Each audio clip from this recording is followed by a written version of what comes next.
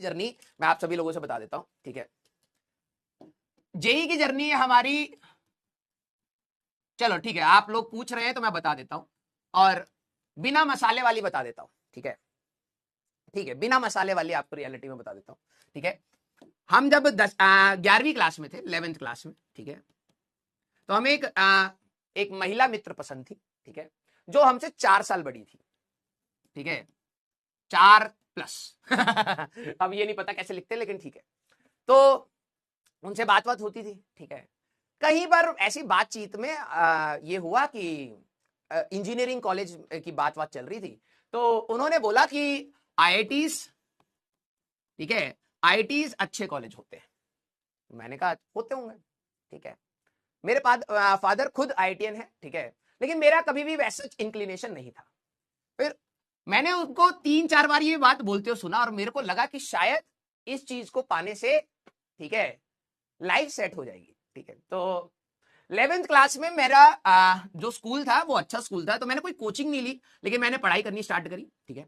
12वीं का मेरा जो 12th का जो मेरे 10वीं में जो रिजल्ट था, वो उन महिला मित्र को देख के ही पढ़ाई मैंने करी थी, ठीक है। उनका 92.8 का परसेंटेज था, और मेरा 94% के आसपास आया था, ठीक है। 12th क्लास में उनके 87 हुए थे, मेरे 97 हुए थे, हम बढ़ गए आगे, ठीक है। तो 12वीं क्लास का जब हमारा रिजल्ट आया, तो मैंने जेई का एग्जाम दिया था। जेई के एग्जाम में, ठीक है, उस समय पहली बार ईएमएल लिस्ट आई थी, एक्सटेंडेड मेरिट लिस्ट, ठीक है, 2009 की बात है। और उस समय मैंने कोचिंग कुछ भी नहीं करा था, कोई ट्यूशन भी नहीं पढ़ता था मैं, जितना मेरे को पढ़ाया गया मैं उतना ही चुपचाप पढ़ता था, काफी सारी चीजें नहीं भी पढ़ी। लेकिन एक्सटेंडेड मेरिट लिस्ट में उस समय जेई के आसपास 7,000 के आसपास आपकी जेई में रैंक आती थी, ठीक है, जेई में रैंक दी जाती थी। और उसके बाद एक एक्सटेंडेड मेरिट लिस्ट थी, जिसमें मेरा रैंक आया था आई थिंक 8,000 के आसपास। मतलब अगर देखा जाए all over India AIR rank अगर देखी जाए, अगर मैं इसी के हिसाब से देखूं, तो 15,000 के आसपास के मेरे रैंक थी। और एआई ट्रिपली में उस समय जो जेई मेंस आपका होता है, जेई मेंस में उस समय मेरी आई थी 22,000 रैंक, ठीक है, 22,000 उस समय के आसपास की रैंक थी। मतलब मेरे को मिल जा रहा था जेई मेंस से अच्छा एक कॉलेज, आप उस समय एआई ट्रिपली कहते थे, अच्छा मिल रहा था। फिर मैंने फर्स्ट टाइम डिसाइड किया कि नहीं यार, कॉलेज तो आईआईटी वाला ही चाहिए था, ठीक है। तो मैंने वहां पर डिसाइड किया कि ड्रॉप करेंगे। अब मेरे को यह बात नहीं पता थी कि ड्रॉप करते कैसे हैं, हाँ, ठीक है, ड्रॉप करते कैसे हैं और कौन सी कोचिंग बेस्ट है। तो उस समय इंटरनेट भी ज्यादा नहीं था, तो मैंने अपने एक फ्रेंड से पूछा, तो उस फ्रेंड ने मेरे को सजेस्ट किया कि कोटा में, ठीक है, कोटा में बंसल क्लासेस करके कोचिंग है, और बहुत अच्छी कोचिंग है, वहां पर जाके तुम तैयारी कर सकते हो, ठीक है। मैं क्योंकि मेरा जेई में ये एक्सटेंडेड मेरिट लिस्ट में ये आ गया था, तो मेरे को वो भी मिल गया था, क्या कहते हैं, स्कॉलरशिप मिल गया था। उस समय की जो मेरे को स्कॉलरशिप के बाद फीस जो पड़ी थी, आई थिंक 60,000, 50,000 या समथिंग 60,000 के आसपास की फीस पड़ी थी, ठीक है। हाँ, 6,000 60,000 के आसपास की मेरी फीस पड़ी थी पूरे एक साल ड्रॉपर की, ठीक है। और मेरे को जो फर्स्ट बैच मिला था दैट वाज X9, ड्रॉपर में X9 बैच मिला था, ठीक है। मेरे को कुछ आइडिया नहीं था कि कोटा में किस तरीके से पढ़ाई की जाती है, कितना होमवर्क होता है, कितना लोड होता है, कितना स्ट्रेस होता है, घर की होम सिकनेस होती है, ठीक है। और 2 बजे के आसपास जब भीड़ निकलती है, ठीक है, 2 बजे के आसपास जब पूरे लंच के टाइम की भीड़ निकलती है, वो एक अलग स्ट्रेस होता है, ठीक है। और आपकी कोई पर्सनल लाइफ होती नहीं है, आप जाते हो, पढ़ते हो, खाते हो, सोते हो, पढ़ते हो, एक अजीब से लूप में आप हमेशा रहते हो, ठीक है। तो मैंने फर्स्ट टेस्ट दिया, और वेक्टर्स और बहुत बेसिक सी चीजें हमें पढ़ाई गई थी, ठीक है। उसमें वेक्टर्स, यूनिट्स एंड डायमेंशन, ये सब सारी चीजें वहां नहीं पढ़ाई जाती। बेसिक मैथ्स में भी सिर्फ वेक्टर्स पढ़ाया जाता है, ग्राफ राफ जो आप लोग सोचते हो कि इतना पढ़ाया जाता है, कुछ नहीं पढ़ाया जाता वहां पर, ठीक है। सीधे ड्रॉपर्स में वो सीधे स्टार्ट होता है, वेक्टर्स पढ़ाते हैं और सीधे काइनेमेटिक्स, सीधे, ठीक है। तो पढ़ाई स्टार्ट करी। मैंने फर्स्ट दिन से सोच रखा था कि नहीं, एक अच्छा सिलेक्शन लेके जाना है यहां से। तो मैं केमिस्ट्री पे बहुत ज्यादा एनर्जी लगाता था, फिजिक्स पे भी लगाता था, मैथ्स स्टार्टिंग का जोश था, लेकिन धीरे धीरे खत्म होता चला गया। अब जर्नी के बारे में मैं आपको बताता हूं। पहला जब टेस्ट आया तो मेरे को X9, मेरी रैंक ज्यादा अच्छी नहीं थी, तो मेरे को वापस X9 बैच ही मिला। बहुत डिमोटिवेटिंग था, सेम बैच में रहने में भी बहुत डिमोटिवेशन लग रहा था, ठीक है। लेकिन मैंने अपनी पढ़ाई नहीं रोकी। मेरे को जितना समझ आता था, जितनी मेरी कैपेसिटी होती थी, मैं घर पे भी ज्यादा नहीं बताता था अपने स्ट्रेस के बारे में, लेकिन जितना मेरे से हो पाता था मैं उतना पढ़ लेता था, ठीक है।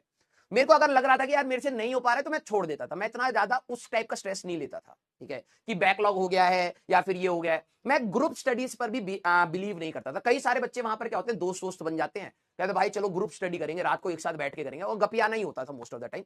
लेकिन मैं ग्रुप स्टडी पर भी बिलीव नहीं करता था। मेरे को लगता था कि यार मैं अपना आराम से बैठूंगा, शांति से बैठूंगा, पढ़ाई करूंगा, कोई दिक्कत नहीं है।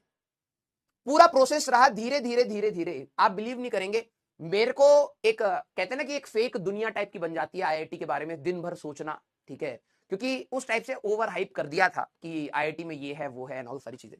तो X9 में जब टेस्ट वेस्ट होने लगे धीरे धीरे, तो मैं X9 के बाद X5 में गया, X5 के बाद मैं X3 में गया।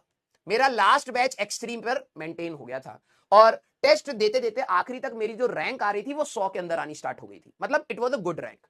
अब कई लोग सोचेंगे 100 के अंदर टॉप रैंक में आने के बाद भी आपका सिलेक्शन में आखिरी लास्ट रैंक क्यों?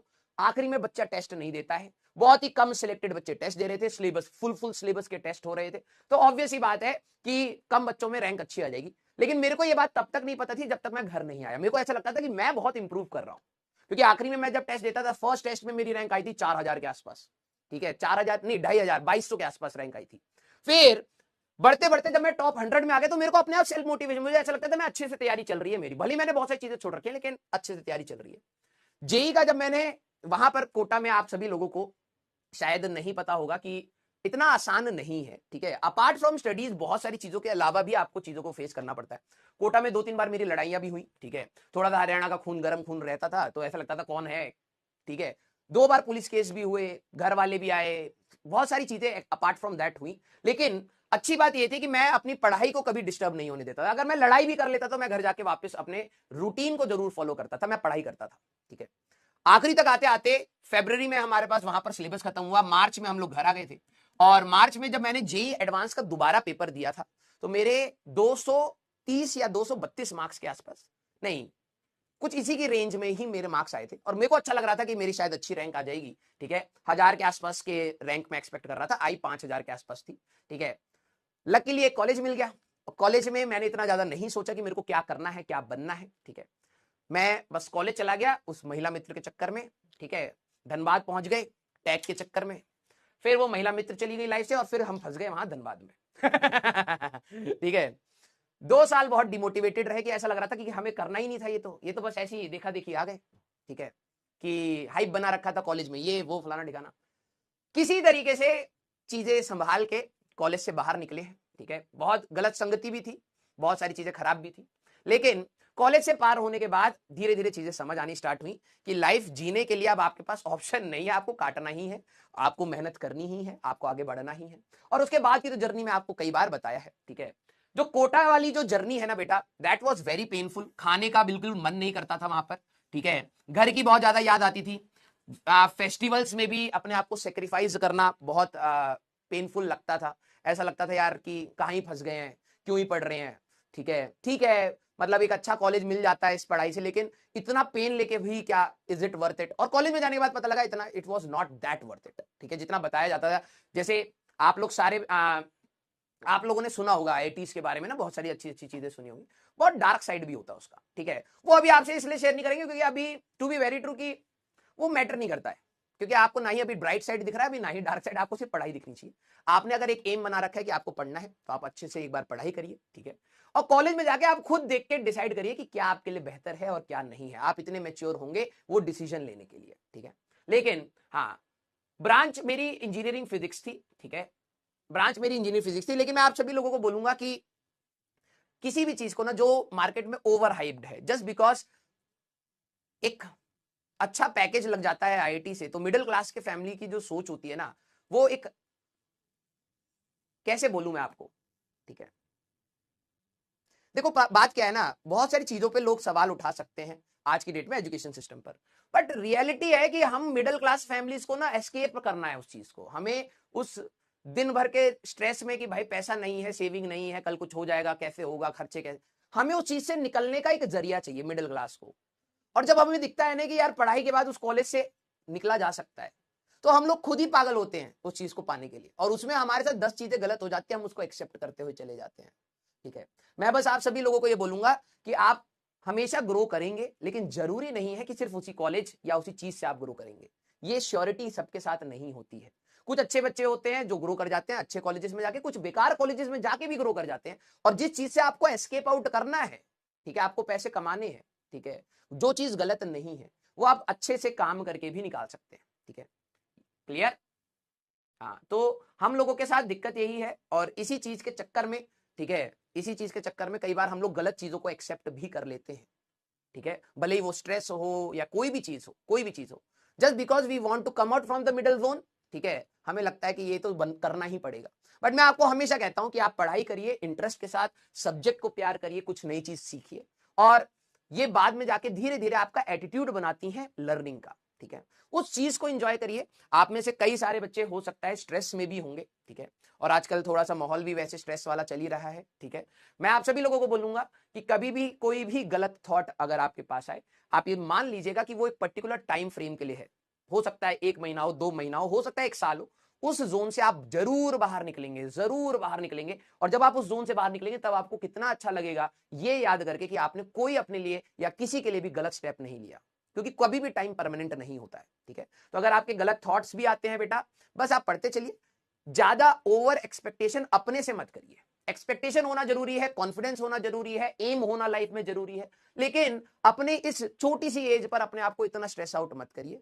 जो मार्केट में आईआईटीज और अच्छे कॉलेजेस के लिए बात बोली जाती है वो है, अच्छी बात है, लेकिन कुछ चीजें सही भी नहीं है, ठीक है, और वो हम लोगों को ठीक भी नहीं करनी, हमें तो बस पता है कि है नहीं है, ठीक है। आप उसको ओवर ग्लोरीफाइड करके अपने लाइफ के डिसीजन मत लीजिए। आप एक अच्छे कॉलेज से पढ़ना चाहते हैं, बहुत अच्छी चीज है, बहुत अच्छी चीज है, just enjoy your studies, clear, yes. हाँ, रैगिंग बहुत होती थी, अब नहीं होती है, और अब बोल भी नहीं सकते कि रैगिंग होती है आजकल बहुत ज्ञानी लोग हैं भाई, ये देखो ये रैगिंग को वो कर रहा है, ठीक है।